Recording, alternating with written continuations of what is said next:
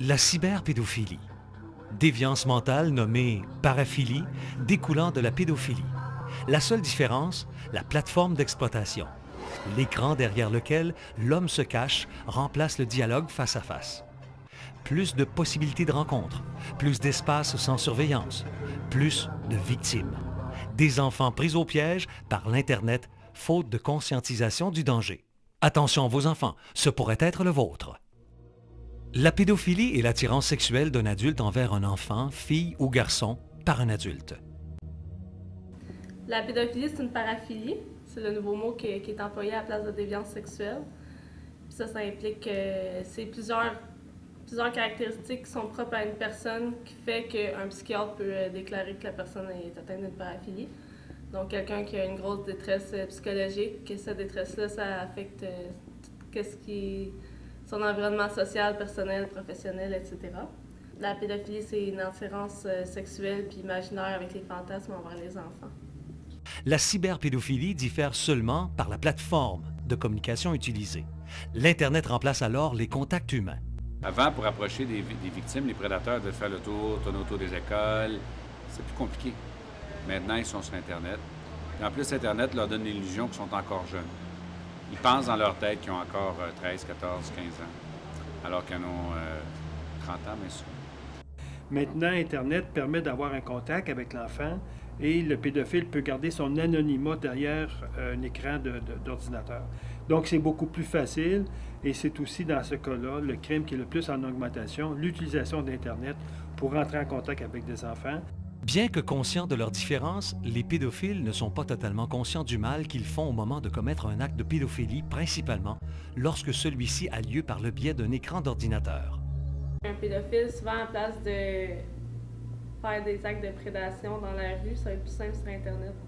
Comme ça, il va avoir moins l'impression qu'il va se faire attraper. L'écran d'ordinateur, qui leur procure l'anonymat, permet aux cyberpédophiles d'avoir une liberté totale pour ce qui est d'entrer en contact avec de jeunes internautes. Les délinquants sexuels ciblent des sessions de clavardage et mettent leurs victimes en confiance en se faisant passer pour d'autres. Cela s'appelle le leurre. Il est donc très difficile de savoir à qui nous avons affaire en nous connectant sur le web.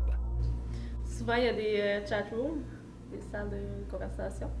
Ils peuvent se faire passer pour quelqu'un de plus jeune ou non. Des fois, ils vont carrément admettre qu'ils sont un petit peu plus vieux sans dire carrément la vraie âge. Puis après ça, ils vont essayer de rentrer en relation de confiance avec la personne. Les victimes et les agresseurs n'ont donc pas une grande différence d'âge, comme le supposent les stéréotypes. La moyenne d'âge des prédateurs se situant considérablement en deçà de la croyance populaire, soit dans les environs de 25 ans, selon Statistique Canada. L'âge des victimes et l'âge des prédateurs au Canada ressemble à ce qui se passe ailleurs. On a toujours l'impression que c'est un vieux mononcle cochon de 50-60 ans qui va courir après les petits gars de 7-8 ans. Il y a plus de jeunes entre 18 et 30 ans qui ont été condamnés pour la pédophilie que des gens à haut de 30 ans. Donc, on le voit, c'est une activité qui commence jeune dans la vie du criminel homme, 18, 19, 20 ans. Et les enfants qui sont victimes, effectivement, c'est autour entre 10 et 14 ans à peu près. La Sûreté du Québec est l'autorité principale quant à la lutte des cybercriminels. En fait, en avril 2012, la Sûreté du Québec annonçait l'ajout de 21 policiers et de 4 spécialistes de l'informatique à son escouade d'enquête sur l'exploitation sexuelle des enfants sur Internet.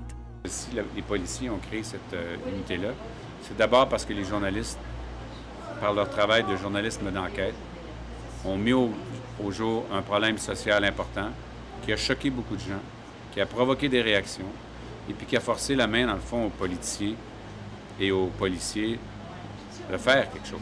D'autres solutions législatives sont proposées comme celle de rendre le registre d'enregistrement des délinquants sexuels public. En fait, au Québec, les autorités n'ont pas à rendre publics les détails concernant la réinsertion sociale des délinquants.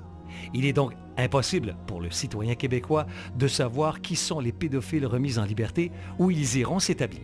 C'est un choix de société.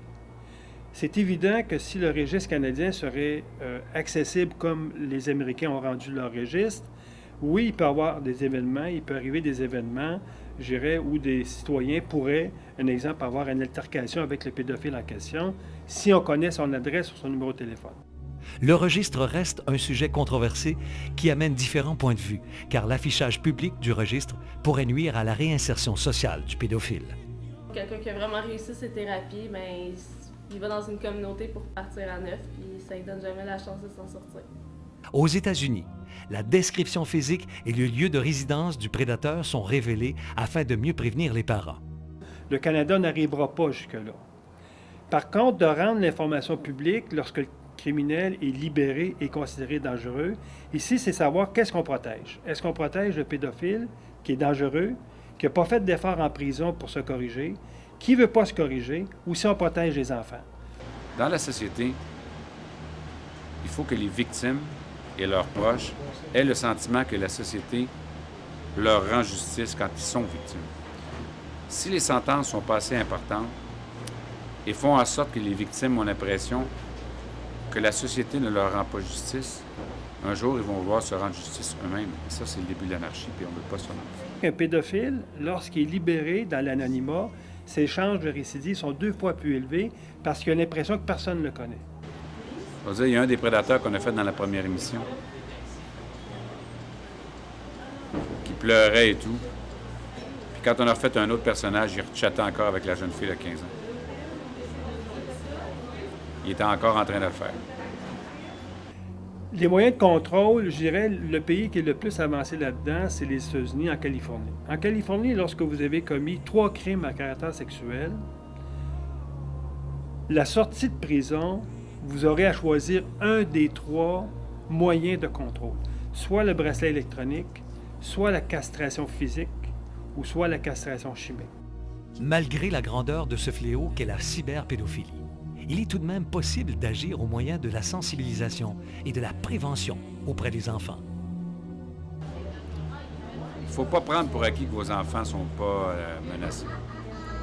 Tous les enfants sont menacés. Il ne faut pas penser non plus que... Je ne dis pas qu'il ne faut pas faire confiance à ses enfants, mais les gens qui veulent agresser, qui s'intéressent à vos enfants, sont des gens souvent intelligents, qui sont souvent habitués, qui sont souvent prêts à tout. Je pense que les parents, il faut qu'ils gardent un contact, qu'ils restent ouverts, qu'ils se tiennent au courant de ce que font leurs enfants. C'est peut-être se renseigner envers les CLSC, les écoles, s'il y a des programmes aussi, des fois, qui se mettent en branle pour que les enfants soient plus sensibilisés à ça. Des fois, ils disent « Ah, ben oui, je fais attention, mais à quel point ils font attention? » C'est surtout pour les parents d'avoir un œil sur ce que l'enfant fait, que ce soit par mettre l'ordinateur dans la cuisine, dans le salon. Pas le laisser tout seul dans sa chambre, ni dans le cave, ni rien qui serait hors de portée. Au début, quand j'ai commencé à faire des reportages sur les prédateurs sexuels, on disait aux gens pas d'ordinateur dans la chambre, jamais la porte fermée avec les enfants tout seuls dans la chambre avec l'ordinateur. Mais maintenant, l'ordinateur, c'est le téléphone cellulaire. Alors, ça devient plus difficile. Ce monde virtuel n'est pas inoffensif. Attention à vos enfants. L'Internet n'est pas qu'un jeu. Un relâchement de sa surveillance pourrait être fatal pour un jeune utilisateur.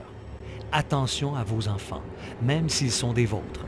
Gardez un œil sur ce qu'ils font pourrait s'avérer être la solution la plus simple pour prévenir ces drames modernes.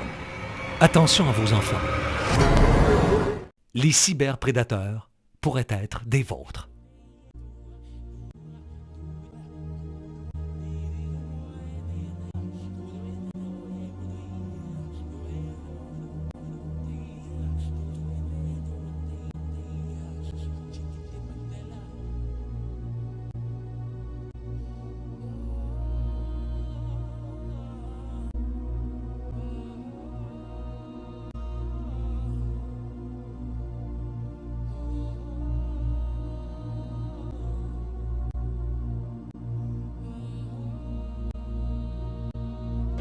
C'est toujours qu'on est comme des gens qui ouvrent des lumières.